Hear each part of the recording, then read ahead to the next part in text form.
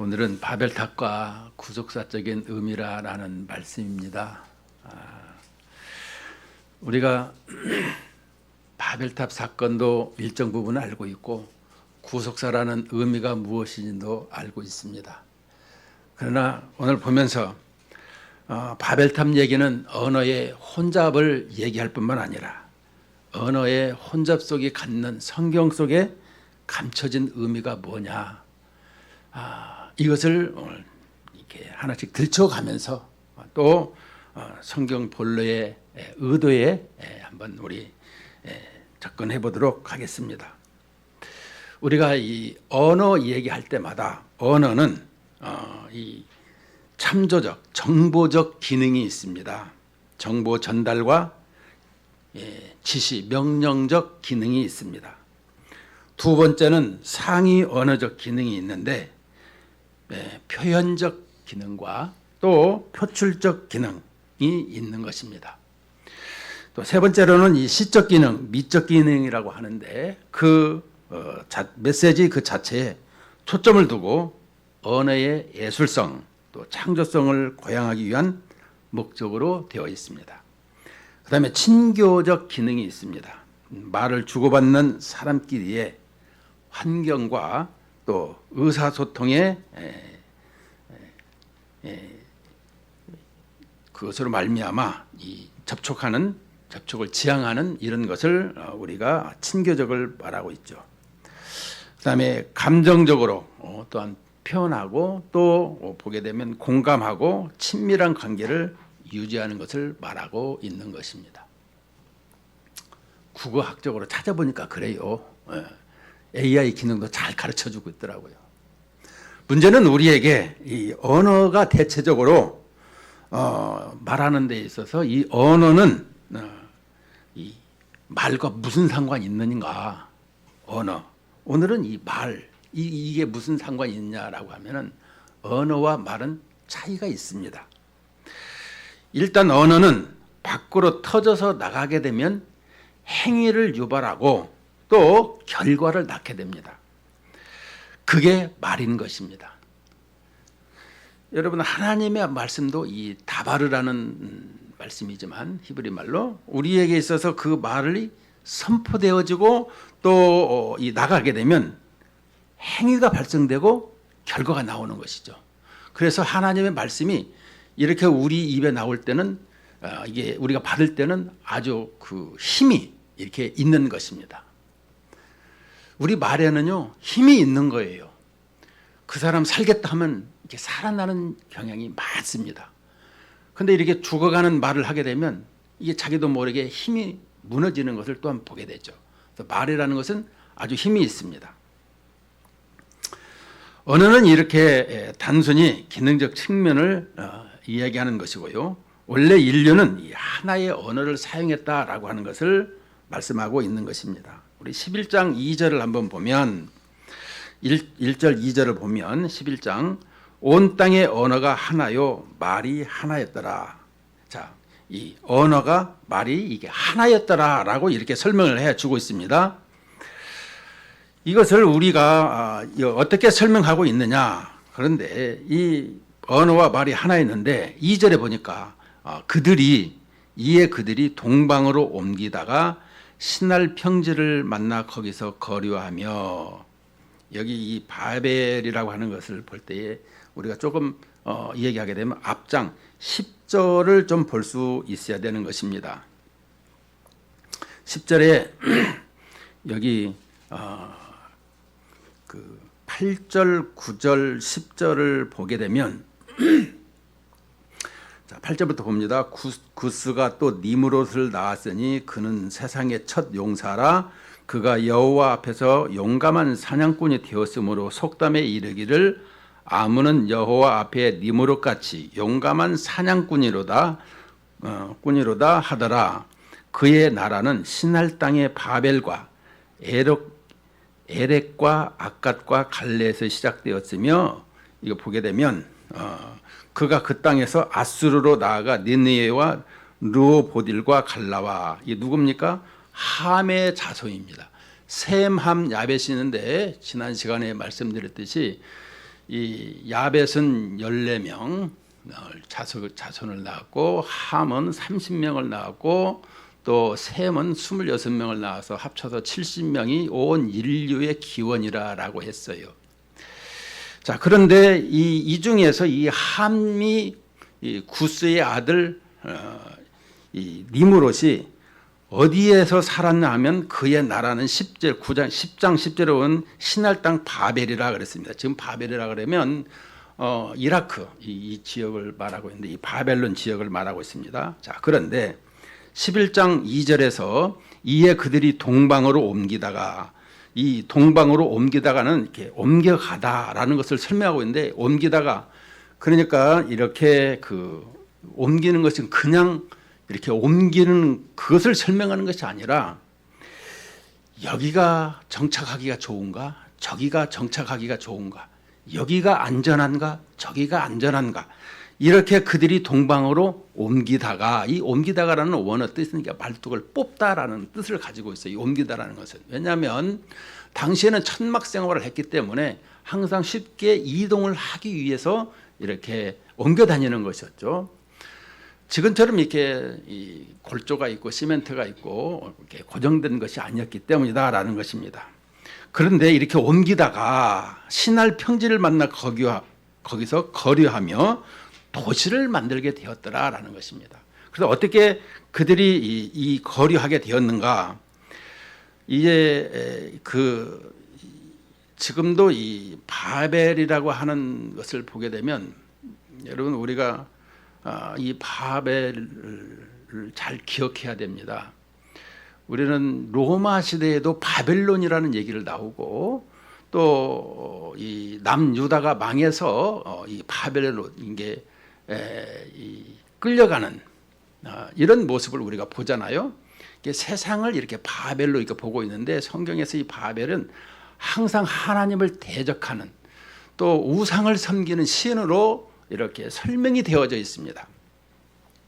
그래서 여기서 그 신할 평지에서 그 만나서 무엇을 하고 있느냐, 이 탑을 만드는 것을 말하고 있죠. 그러면 이 바벨이라고 하는 신할 평지를 거류하면서 우리가 이 탑을 높게 쌓자라고 하고 있죠. 문제는 이 탑을 쌓고 이들이 가는 이유가 뭐냐?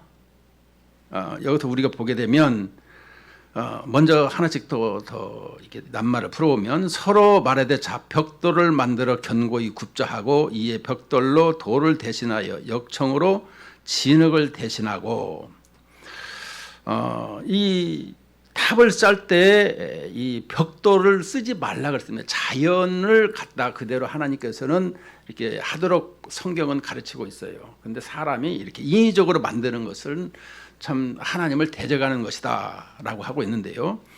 여기서 역청으로 진흙을 대신했다라는 것은 하나님께서 우리를 구원하시려고 이 배를 만들면서, 구원의 방주를 만들면서 우리에게 그 역청을 이렇게 만들었어요. 역청은 쉽게 말하면 아스팔트인 것입니다.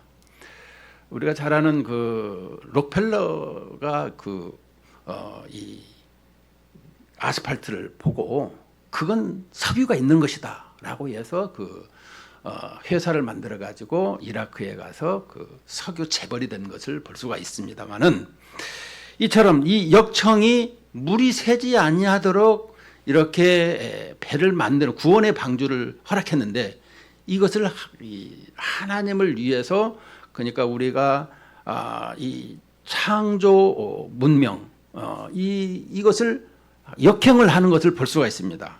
우리를 구원하시고 우리가 편안하게 살아가도록 우리의 모든 편의를 제공해서 만들어준 것인데, 이것을 하나님 앞에 대적하는 데 쓴다라는 것이죠. 우리가 잘 아는 이 다이너마이트도 마찬가지잖아요. 이렇게 광산을 만들고 이렇게 돌을 부셔서 이렇게 건설을 잘 해서 살아가도록 하는데, 폭탄을 만들어서 뺏고 죽이는 일에 사용하잖아요.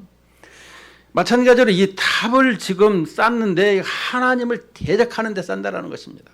그러면 이 탑을 만들 때 왜 만드느냐?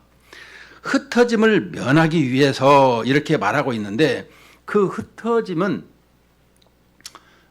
이 자기 이 자손을 이렇게 자기 현재 있는 사람들과 또 자기 자손을 흩어짐을 면하자 이런 말을 하고 있습니다.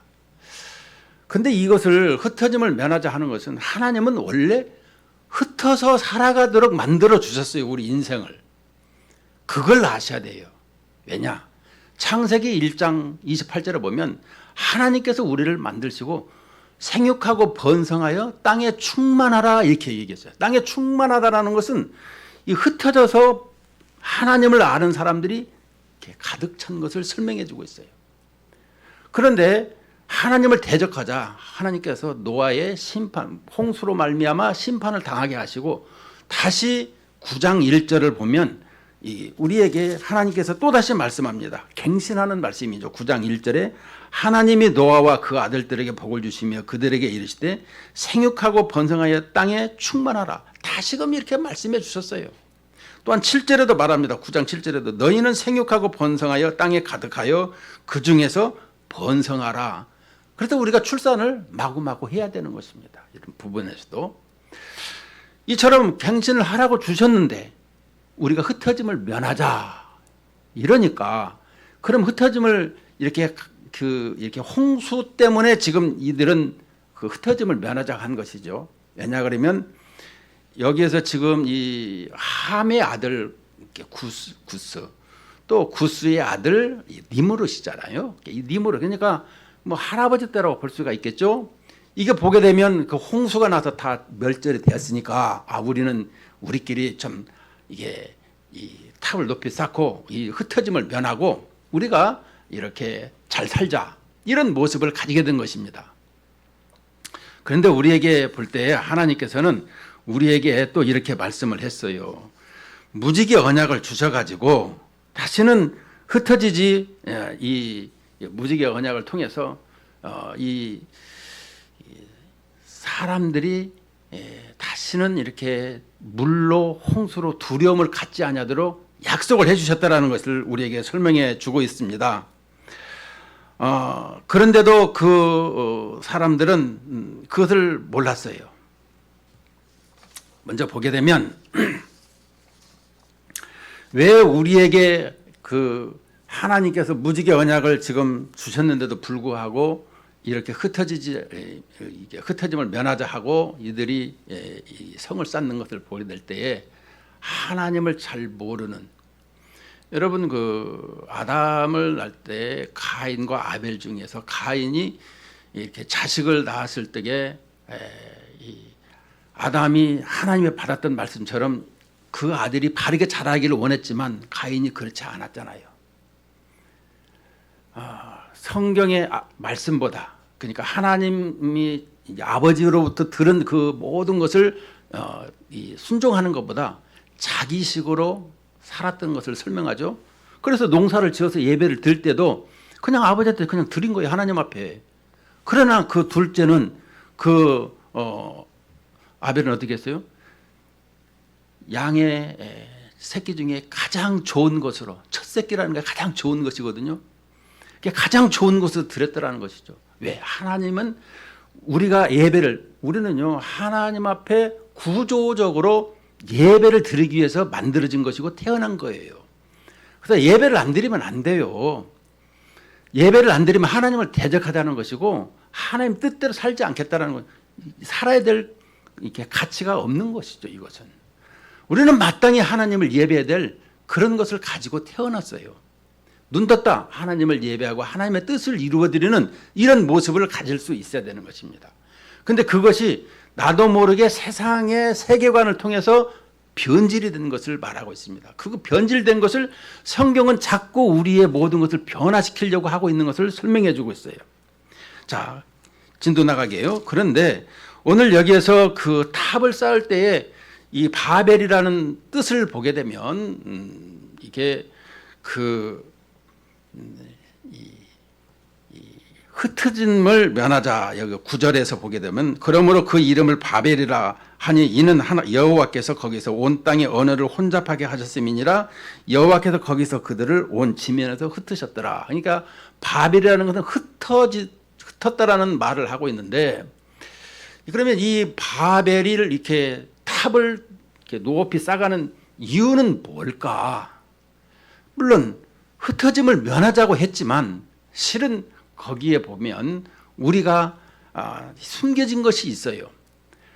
셈, 함, 야벳이 있는데 아버지의 허물을 이렇게 고자질했던 것이 그 함이라 그랬습니다. 근데 그 고자질했던 그 모든 것이 이렇게 이 하체를 벌거벗은 것을 보았더라, 보지 않았더라. 이게 보았더라라는 것은 그때 포도주를 먹고 노아가 벌거벗었더라는 것은 그것은 이렇게 부부 관계를 마친 상태에서 벗은 것을, 그러니까 어떻게 보면 어머니를 볼 수 있었다라는 것을 성경은 은유적으로 표현을 하고 있는 것을 노아의 하체를 보게 되었다라고 히브리의 이렇게 은유적 표현으로 말하고 있는 것입니다. 그러니까 이것을 이렇게 부정적인 개념을 가지고 함은 살았던 것을 볼 수가 있죠. 우리 인생에 그렇다고 해서 셈이나 야벳은 안 그러냐? 그것은 아니지만 이렇게 우리는 항상 그 하나님을 대적하는 이런 모습으로 지향하고 있는데, 오늘 여기서 그 함의 아들 구스 니므롯을 통해서 하나님을 대적하는 이게 표본적으로 올라오는 것을 보면은 그 탑을 쌓으면서 이 바벨이라고 하는 것은 이 달이라는 신을 섬기는 것이 있고요. 또 하나는 이 니므롯이 자기가 이제 사냥꾼이라고 하지만 실은 거기서 자기가 신이 됩니다. 그래서 그 바벨론이라는 나라에 보게 되면 항상 이 니므롯이라는 이름을 이렇게 그 어근으로 시작해 가지고 무로닥이라는 이 왕을 나오는데, 그 무로닥 왕이 항상 신이라는 뜻입니다. 그래도 고대 근동에서 우리는 이렇게 그 왕을 신의 아들이라 이렇게 표현하고 있는데, 그것을 계속해서 이어오는데 우리에게 설명되어 있는 것이 열왕기하 25장 27절에 보면 에월 무로닥이라고 하는 이 바벨론 왕이 있고요. 이사야서 39장 1절에 보면 무로닥 발라단이라고 또 나오고 있습니다. 소개가 되고 있는 것은 무로닥 중간에 넣고 앞에 나오든 뒤에 나오든지 간에 이렇게 신으로 지칭하는 이런 모습을 가지게 되었다라는 것입니다. 그것은 뭐겠습니까? 나만을 위해서, 우리를 위해서, 내 자신을 위해서 하나님 없이도 살겠다라고 하는 이런 모습으로 자기가 이렇게 탑을 쌓았더라라는 것을 보게 됩니다. 그것을 하나님이 보고 계실 수 있겠는가? 이것을 우리는 기억을 해야 되는 것입니다. 그래서 4절에 보면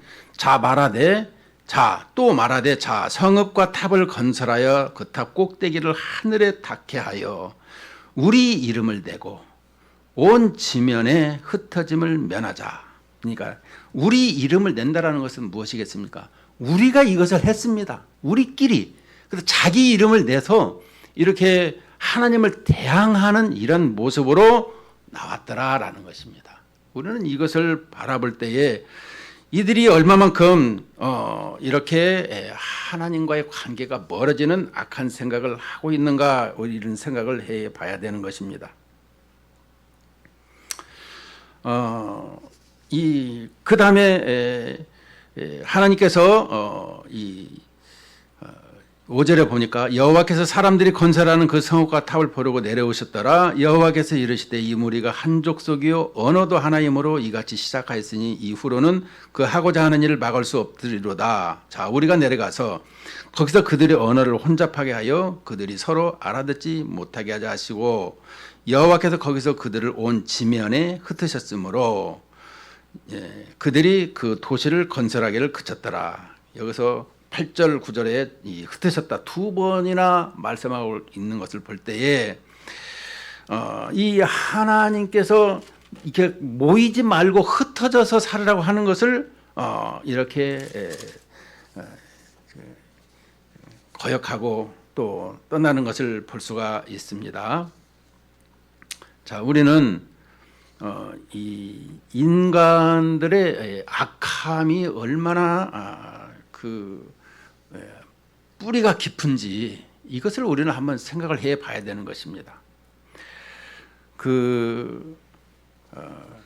하나님이 보실 수 없는 그런 악함을 우리는 많이 보고 있어요.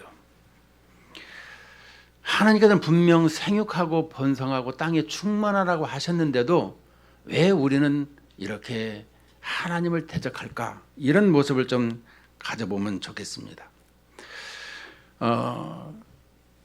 오늘 여기서 이렇게 흩으셨더라라고 하고 있는데 우리는 아담이 범죄한 후에 우리는 어떻게 이렇게 혹독한 이렇게 하나님 앞에 어려움을 당할 수 있는가, 큰 재앙을 당할 수 있는가, 이것들을 한번 생각해 보면 문제는 우리에게 소통의 부재로 말미암아 되어지는 것이 가장 큰 재앙인 것입니다. 우리가 하나님과의 이렇게 소통을 하게 되었는데 에덴 동산에서 쫓겨났어요.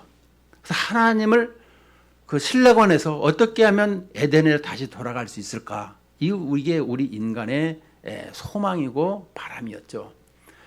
물론 이제 우리의 범죄했을 적에 하나님께서 신문하고 선고하는 과정에서 우리에게 유예를 주시고 메시아 언약을 주신 것을 우리는 기억을 합니다. 근데 그 메시아가 언제 올 것인가 그렇게 해서 기다린 사람들을 우리는 마태복음 1장에서 계속해서 보여주고 있죠. 5명의 여자를 통해서 그렇게 메시아를 대망했던, 메시아를 의지했던 이런 여인들로 인해서 예수 그리스도는 오시게 되었더라라는 것을 보여주고 있습니다. 자, 그렇더라면 이 언어의 소통이 힘들어지는 것인데 문제는 오늘 여기에서도 하나님께서 바벨탑을 쌓던 사람들을 흩으셨더라는 거예요. 그래서 한 언어인데도 불구하고 이제는 이제 다른 언어가 되어온 것을 설명해 주고 있습니다. 한번 생각해 볼까요? 오늘 여기에 모인 사람들도 내가 지금 한국 사람인데도 불구하고 한국말을 잘 하고 있을까요? 여러분, 한국말을 해도요, 서울말, 지방말이 달라요. 또 이렇게 우리 부부끼리도 말을 하지만 이렇게 사용하는 언어가 조금 다릅니다. 남자 언어가 다르고 여자 언어가 다르고. 또 우리 이제 10대, 20대의 그 언어가 또 다르지 않습니까? 왜? 말을 줄여가지고 도대체가 무슨 말인지 못 알아들을 정도로 이렇게 헷갈리게 그게 어디서 나왔어? 말을 줄여가지고 말을 하는 것입니다. 이처럼 우리 사람들이 소통하는 데 있어서 이 언어라는 것, 말이라는 것이 그렇게 쉬운 것은 아니었더라. 이것을 우리에게 설명해 주고 있습니다. 문제는 우리에게 이렇게 언어가 각기 다를지라도 이 하나님께서 이 부분을 흩으셨는데 그러면 왜 흩어졌는데 그러면 우리에게는 언제쯤 이 흩어진 것이 회복이 될 수가 있는가? 이것을 우리가 좀 생각해 봤으면 좋겠습니다. 이 언어의 혼잡으로 우리에게 사도행전 2장을 보면 우리에게 이렇게 나와 있습니다. 사도행전 2장 1절부터 5절까지를 보게 되면 오순절 날이 이미 이르매 그들이 다 같이 한 곳에 모였더니 호련히 하늘로부터 급하고 강한 바람 같은 소리가 있어 그들이 앉은 온 집에 가득하여 이 마가의 다락방 얘기를 하는 것입니다. 마치 불의 혀처럼 갈라지는 것들이 그들에게 보여 각 사람 위에 하나씩 임하여 있더니 그들이 다 성령의 충만함을 받고 성령이 말하게 하심을 따라 다른 언어들로 말하기를 시작하더라. 다른 언어를 말하기 시작합니다. 그때 경건한 유대인들이 천하 각국으로부터 와서 예루살렘에 머물러 있더니 이 소리가 남에 큰 무리가 모여 각각 자기의 방언으로 제자들이 말하는 것을 듣고 소동하여 다 놀라 신기하게 여겨 이르되 보라 이 말하는 사람들이 다 갈릴리 사람이 아니냐 우리 각 사람이 난곳 방언으로 듣게 되니 어찌 됨이냐.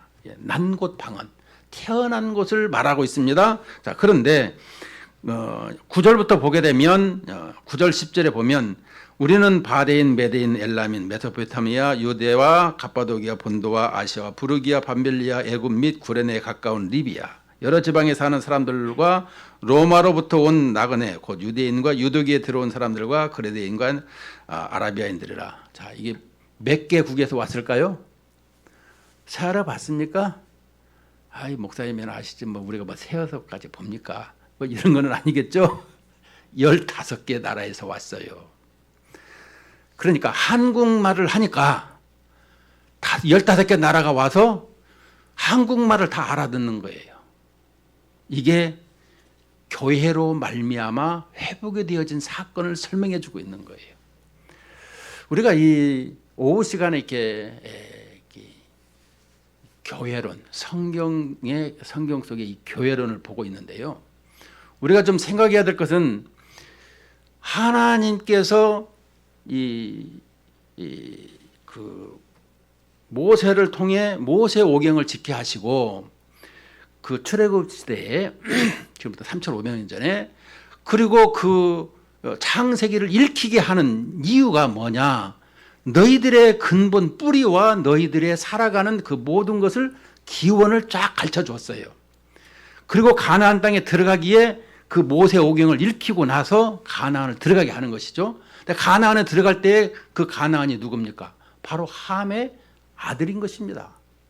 근데 그 함의 아들 가나안은 저주를 받죠. 종의 종이 된다라는 것. 그 종이 하는 일이 뭐예요? 그냥 땅 파고 물 깃고 뭐 이렇게 상전을 모시는 거 아니겠습니까? 이스라엘 백성들은 밥 숟가락만 두고 들어가는 거예요. 거기를 땅으로 다 정복해가지고. 물론 우리에게 이런 걸 볼 적에 그들은 지금도 팔레스타인에 뭐 어떤 목사님들은 뭐 블레셋이다 뭐 그냥 지금 얘기하는 사람도 있고 이거 아랍 사람들이 지금 살고 있는데 무슨 소리입니까? 이 얘기하는 사람도 있고 하여간 다양하게 자기 주장들을 하는 것을 볼 수 있습니다만 어쨌든 여호수아를 통해서 여호수아는 예수라는 뜻도 있죠. 하나님께서 예수님을 통해서 이렇게 들어가서 점령을 해서 그들은 종들도 다 점령해서 예수를 믿게 하는 이런 것을 볼 수 있죠. 왜냐? 할례 이 창세기 17장에서 할례를 통해서 모두가 다 하나님의 백성이 되도록 할례를 하는 이런 모습을 보여주고 있더라라는 것이죠. 자, 그렇다 15 이 나라들이 다 하나님의 말씀을 듣고 회복이 된 것을 우리는 설명해 주고 있습니다. 그러면 이들이 이제 흩어져야 되는 것 아니겠습니까? 흩어져서 하나님의 말씀이 복음이 충만하게 그들에게 다 알아듣도록 하나님께 예배하고 경배하도록. 어떻게 보면 우리가 오늘 또 예배를 드리고 있지만 이 예배가 하나님이 받으시기에 합당한 예배를 드리고 있는가? 그것은 하나님의 임재를 바라보고 하는 것이죠. 오늘 성찬식도 있지만 우리가 임재를 항상 경험하는 예배가 되어야 된다는 것이죠. 근데 하나님은 영이신데 보이지 않는 것을 어떻게 볼 수가 있는가? 여러분 성령을 얘기할 때 바람이 불 때 움직이는 걸 볼 수 있지 않느냐? 청와대에 가게 되면 청와대 국기, 봉황기가 있습니다. 이스라엘 백성에서는 이렇게 낮에는 구름기둥, 밤에는 불기둥으로 하나님의 임재를 우리에게 설명해 주셨어요. 신약에 와서는 우리에게 예수 그리스도께서 십자가에서 달리신 것을 그 약속하신 메시아가 우리를 대속하기 위해서 이 모리아산에서 이렇게 죽으신 예수님을 우리는 기억을 해야 되는 것입니다. 내 죄를 대신해서. 그래서 우리에게 성경에서 신약에서는 말씀하는 거예요. 이것을 이렇게 창세기에서부터 쭉 우리를 구원하시고 회복하시려고 하는 하나님의 그 사랑을 이렇게 표현을 얼굴을 볼 수 있어야 되는 거예요. 임재라는 것을 보면은.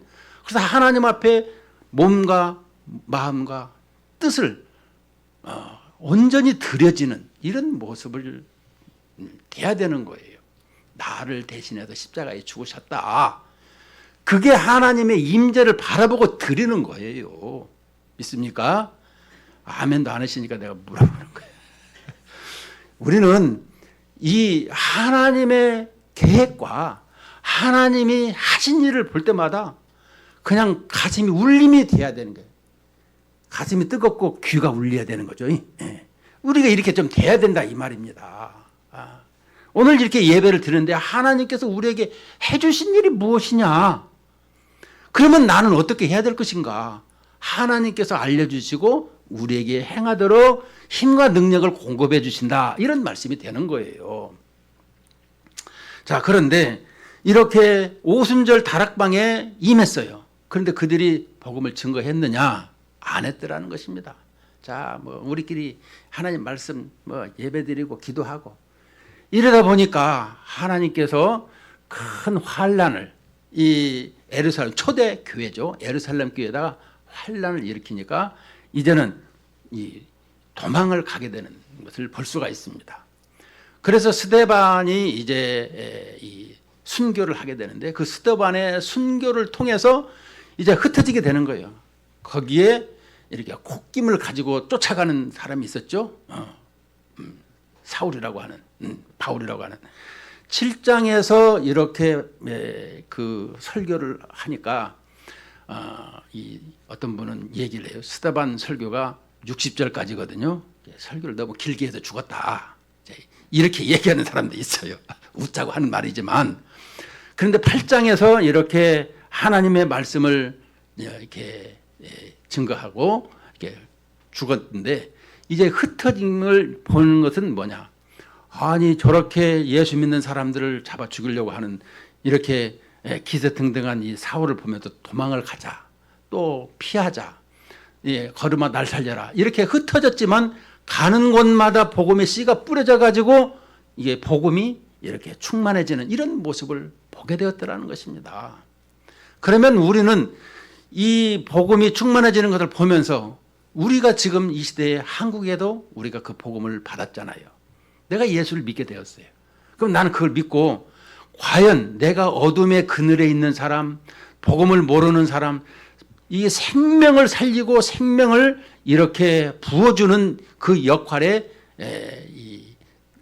입술이 되어야 되는데, 언어가 되어야 되는데 과연 우리가 이걸 하고 있느냐 이런 말이 되는 것입니다. 우리가 예배는 잘 드려요. 근데 다른 사람에게 하루에 한 사람씩이라도 복음에 대해서 이 얘기를 하고 있느냐, 이것을 우리 한번 생각을 해보자라는 것입니다. 제가 뭐 여러분들에게 뭐라고 하겠습니까? 하나님께서 우리에게 이렇게 해주셨는데 우리는 과연 얼마만큼 그 일에 열정을 내고 있느냐 이 말입니다. 내가 받았어요. 내가 구원을 받았어요. 그럼에도 그 구원받은 거에 여러분 이게 횡령이라는 것이 있어요. 나만 쓰고 말아버리는 것. 복음도 마찬가지예요. 여러분들이 다 그거를 나눠줘야죠. 왜 횡령을 하냐고. 잘 못 알아듣나 보네. 내가 줘야 돼. 이거 내게 아니라 줘야 돼. 이걸 안 주는 것이 횡령이라 이 말이에요. 항상 우리 신앙생활에 누구에게든 만나는 사람마다 오늘 또 예수 만나서 이런 일, 항상 복음의 이런 입술을 가질 때에 삶이 이렇게 꽃피우게 된다, 이런 말씀이 되는 것입니다. 결론을 맺겠습니다. 오늘 보니까 오늘 우리에게 회복해야 되는 것이 뭐냐, 언어와 문화와 배경이 또 내가 복음을 받았던 모든 것이 이렇게 다른 곳에서 이렇게 받았지만 그러나 나에게 주신 하나님의 계획이 있었더라라는 것을 바라볼 때에 내가 하나님의 그 뜻을 이루어 드리는 이런 작은 소망으로 도구가 되고 그런 사람이 되고 그런 신앙인이 되고 그런 전도인이 되고 이렇게 선교사가 되는 이런 우리 신앙생활이 되시기를 주님의 이름으로 축원을 드립니다.